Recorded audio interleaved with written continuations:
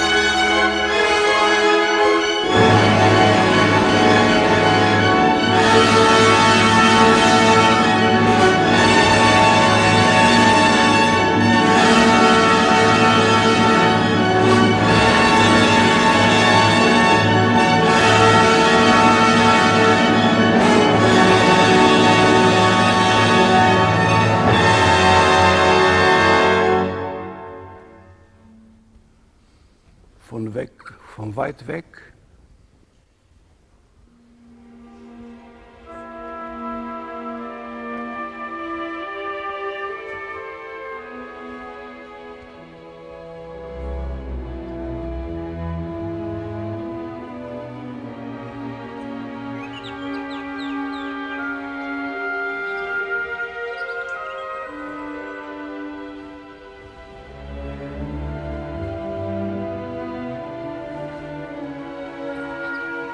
Ce n'est pas ça, ce n'est pas ça, ce n'est pas ça. Alors qu'est-ce que c'est?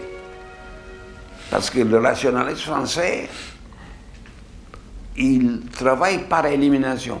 Ce n'est pas ça, ce n'est pas ça, ce n'est pas ça, avec l'espoir que finalement, après tant de non, elle est ça. Or, ça c'est faux. Il n'y a pas quelque chose qui peut correspondre à la définition. C'est ça la musique. Nous n'avons pas de définition. Tu me dis Mozart c'est de la musique. Eh bien, dirigé par Karl Brunner? Non, par lui non. Il fait du Mozart. Oh, quelle est la différence entre Mozart de Karl Brunner et Mozart de Karl Kacker?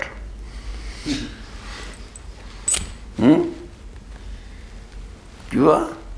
Donc, l'erreur, c'est de chosifier, de vouloir faire de la musique un objet de la pensée.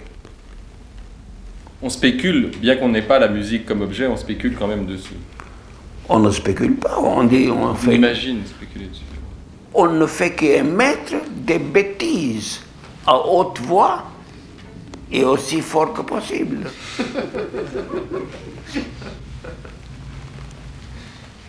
Bien sûr. Et plus l'intellectuel il est fort, comme certains critiques allemands, plus ils sont idiots. Il y a de la musique dans chacun de nous. Et si on fait de la musique, on ne se rend pas compte. Quand tu te rases le matin et tu es de bonne humeur et tu chantes, voilà la musique.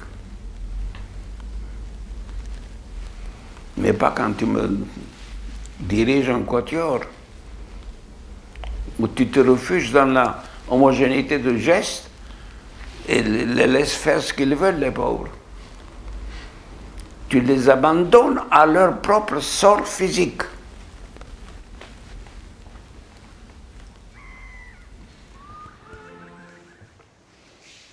Donc on va essayer d'éviter de dire trop de bêtises à haute voix sur ce qu'est le bouddhisme.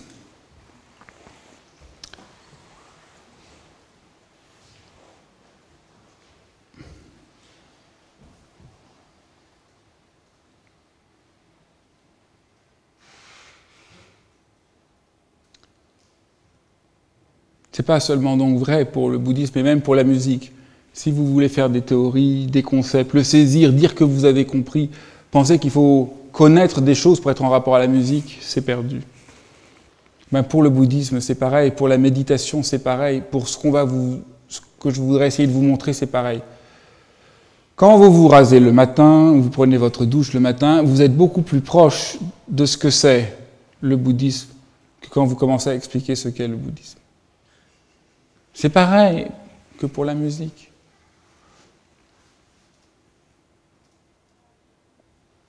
C'est une bonne nouvelle. Donc vous n'avez pas à vous sentir embarrassé si vous n'avez pas étudié pendant 15 ans le bouddhisme ou la musique. Et je vais vous parler beaucoup de musique, mais j'y connais rien du tout. C'est pas ça qui est le plus important. On peut dans le plus grand sérieux qui cherche à essayer d'être attentif à ce qui est, à ce qui se présente, et essayer de préserver un rapport vivant qui donne droit à l'expérience et qui nous met en jeu et qui nous met en cause comme nous sommes.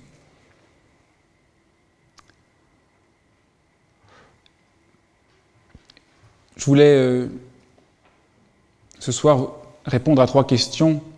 Qui était Chogyam Trungpa et pourquoi c'est à partir de lui dont je vous parlais? Qu'est-ce que c'était le bouddhisme et qu'est-ce que c'est la méditation? Et je pense que c'est ça le bouddhisme. C'est cet espace avant qu'on le saisisse, avant qu'on le nomme.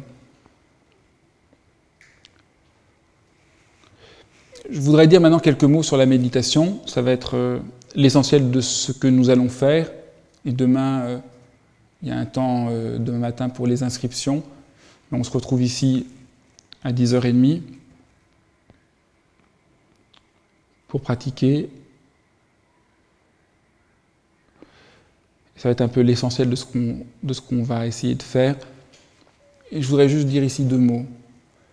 La méditation, c'est ce qu'a fait le Bouddha lui-même. C'est-à-dire, le Bouddha, c'est cet être qui a pratiqué la méditation pendant quelques années pour entrer en rapport direct à l'expérience nue de son existence.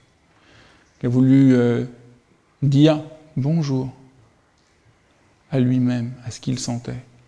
Hello. Pourquoi il a fait ça? Parce que la plupart du temps, on n'a pas de rapport à ce que nous vivons.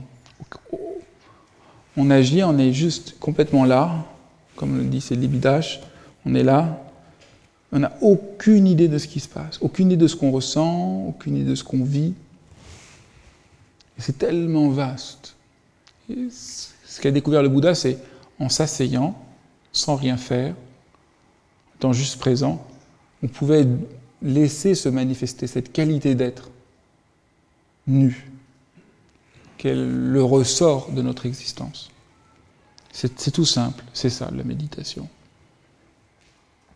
C'est frappant parce que, de ce point de vue-là, Chogyam Trungpa n'était pas le seul, mais que beaucoup de maîtres, à la même époque, de différentes traditions, se sont posés la même question.